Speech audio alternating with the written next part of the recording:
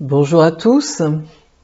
Avant de commencer, vous présenter mes excuses, et notamment auprès de tous mes abonnés, parce que j'ai eu un bug informatique qui a fait que pendant 15 jours, je n'ai pas été visible sur la toile, et que le temps de remettre de l'ordre dans tout ça, vous savez comment ça se passe, ça ne peut pas se faire en un jour. Me revoici, contente de vous revoir, j'espère que vous l'êtes aussi, et je voudrais continuer sur ce qui m'intéresse. C'est la manière que nous avons de communiquer pour faire la paix entre soi et entre nous et les autres. Comme on l'a vu précédemment, j'ai évoqué avec vous les 10 mauvaises habitudes que nous avions de communiquer avec les autres, et notamment la dernière qui était répéter. Répéter, ça veut dire que inlassablement, on répète les mêmes erreurs, on tombe dans les mêmes ornières parce que à aucun moment on ne s'est posé la question si mes relations sont dans cet état-là et que je suis obligé de fuir parce que je n'arrive pas à me confronter à l'autre, eh bien ça vient sans doute de moi et que j'ai peut-être quelque chose à regarder en moi afin de permettre de mieux me rencontrer et rencontrer l'autre. Et il est bien certain que si l'on ne passe pas par ce chemin de regarder comment l'on fonctionne, les choses ne peuvent pas s'arranger. Et la grande erreur, c'est de penser que si ça se passe mal avec l'autre, ça vient de l'autre. Non, dans une relation, on est deux, et je vous certifie qu'on a quelque chose à regarder de nous. Si l'autre ne nous comprend pas, si l'on ne se sent pas compris, c'est forcément qu'à un endroit, notre discours est inentendable par l'autre. Donc pour continuer cette série sur la communication, je voudrais aborder justement aujourd'hui l'objectif que nous avons quand nous voulons communiquer avec l'autre. Et il me paraît important de garder en tête qu'une communication est positive quand l'autre se sent compris par nous et quand nous nous sentons compris par l'autre. C'est le fil conducteur de notre humanité qui fait que ça va faire toute la différence.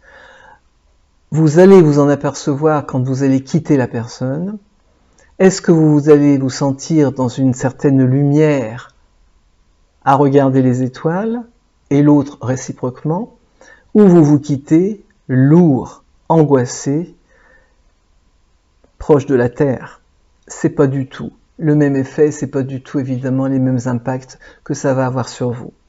Donc je le disais, pour se sentir compris et pour être compris, il est très important, dans la relation que nous allons créer, d'établir un lien de confiance, de reconnaissance mutuelle et de sécurité.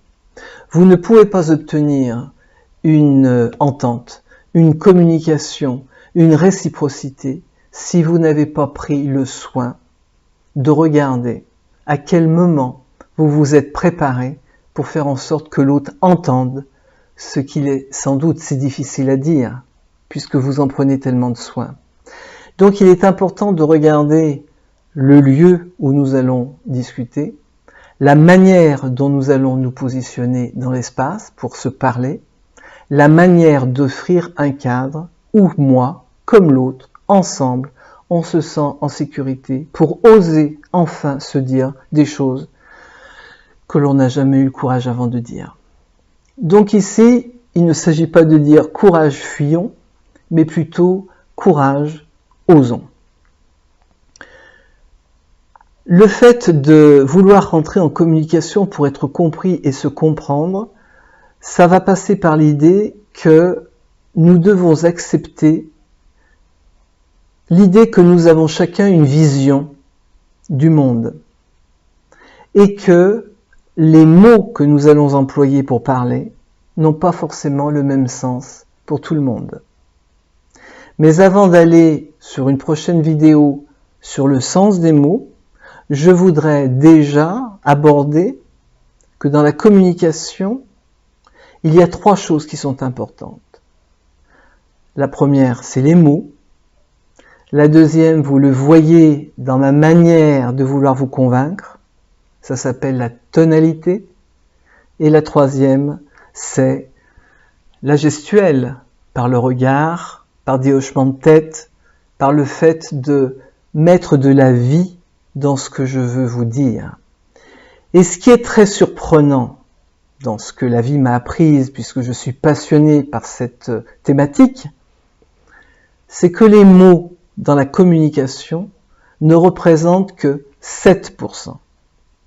Par contre, la tonalité va en prendre 42% et la gestuelle 48% la tonalité et 45% la gestuelle. Il n'y a que 7% pour les mots. Ça veut donc dire que lorsque nous croyons qu'en parlant, ça va suffire à ce que l'autre entende ce que nous avons à dire, c'est une vue de l'esprit. C'est une erreur fondamentale. Et souvent, parce que c'est tellement difficile de dire à l'autre ce qu'on pense, on va le dire de manière hâtive, parfois à peine audible, en se disant « Ouf, ça c'est fait, l'important c'est de l'avoir dit ». C'est une erreur parce que si notre propos n'est pas soutenu, n'est pas porté par la volonté de convaincre afin que l'autre entende, il n'entendra pas. Et donc, je vous suggère vivement, quand vous aurez quelque chose à dire à quelqu'un qui est très important pour vous et dont vous savez que ça va avoir un impact sur l'avenir de votre relation, il me paraît très important que vous souteniez votre propos par votre gestuelle et votre tonalité. Ça veut dire que vous allez créer une forme de bulle entre lui et vous, entre elle et vous, de manière à ce que l'autre sente combien c'est important cet instant que vous êtes en train de créer et de vivre, pour qu'il ne puisse pas partir ailleurs, et physiquement, et inconsciemment.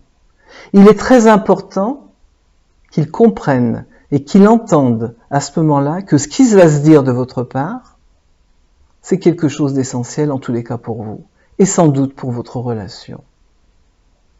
Par exemple, je voudrais te dire quelque chose qui est très important que je n'ai jamais pu te dire jusqu'à présent parce que c'est pas facile et qu'il me faut beaucoup de courage pour te dire ce que j'ai à te dire maintenant. Mais vois-tu, la dernière fois que nous nous sommes vus, je me suis senti humilié parce qu'il s'est passé ci et qu'il s'est passé ça.